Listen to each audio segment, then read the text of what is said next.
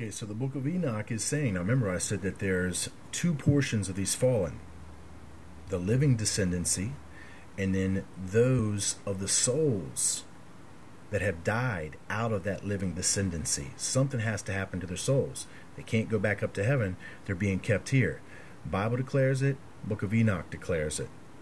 It's just the hope of these beings, the locust, some of the work that they're to do. Now, we're still going to experience these judgments of the locust. I'm not saying Jesus Christ will return after the locusts are spread over the earth, just like the Bible says. The locust and these spirits that are bound are two separate things. The locust is the living descendancy. It's going to be a civilization, so the supposed great race. And I'm telling you that we can symbolize them by description by what the Pleiadians are supposed to look like.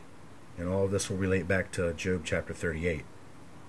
Well, this portion here of Enoch is not describing these locusts in their return. It's describing the planned return of these souls that, as I show you other places in the Bible, are supposed to be resurrected with the fallen prince. And it's just stating here that it does not look like that's going to happen for them. But we will see further in Enoch where it is stated that, yes, the locusts do appear. So we're going to see the arrival of the locust, and then the plan for the locust is to preach the fire, smoke, and brimstone, the false doctrine, to try to get people to drop their faith in Jesus Christ and start believing in this fallen prince. One of the ways they're going to do it is they're going to try to show you that the Christian God is the evil one, and they're going to show you all the scriptures that I'm showing you.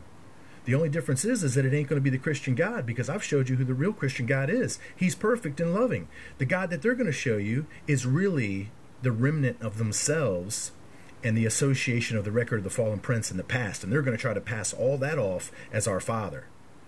So I'm revealing what the strong delusion is and what their plan is, if you just understand up to this point here, that this strong delusion is tied up with them coming and making it look like Jesus Christ, our Father, is the wicked, and that Lucifer is this great one, this light bearer, because he sought to offer knowledge. Well, I told you the knowledge that he sought to offer was divided knowledge. He divides the knowledge. So there's the problem right there, and then we see the division of the brains, the whole thing, so we understand. So I can't understand what certain people about all this can't get. And when you see that after all this time and all the evidence that I've shown that certain people still can't get it, and out of their own ignorance they just outwardly work against me, it shows you what their true agenda is. They're working for something else. They have an agenda. They have an occultic agenda to stop this truth from being spread. And it's not going to happen. It's frivolous. Nothing's going to stop this truth from being spread. Not for me. Not for me, that's for sure. So just get in mind, this is talking about these beings that have been bound for these 7 cycles of these 5,000 year period, that they're finally going to be judged in spirit with the return of Jesus Christ. Now I have a chart that's going to help further explain that, and we're still going to get to the book of Enoch that explains the other portion here. I want you to see that this is our world age chart right here, okay? It takes 26,000 years to complete these cycles. 5 separate world age cycles.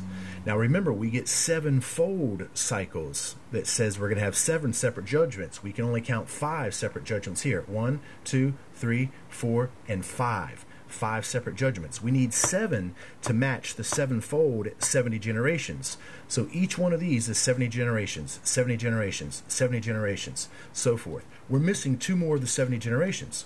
Well, that's what this chart is. This chart is 4 of these separate great year world age cyclic charts. In other words, this one chart is right here, and then there's another one, and then there's another one, and there's another one, and it breaks up into 4 quadrants. This resembles the greater year of 104,000 years, which is made up of 4 separate great year cycles, which is what this is. 4 separate great year cycles.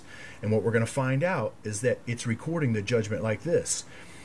5 of them here, and then we got to count back 1 more or 2 more into the next full world age, which will bring us to this 36,288 BC mark. I'll be back.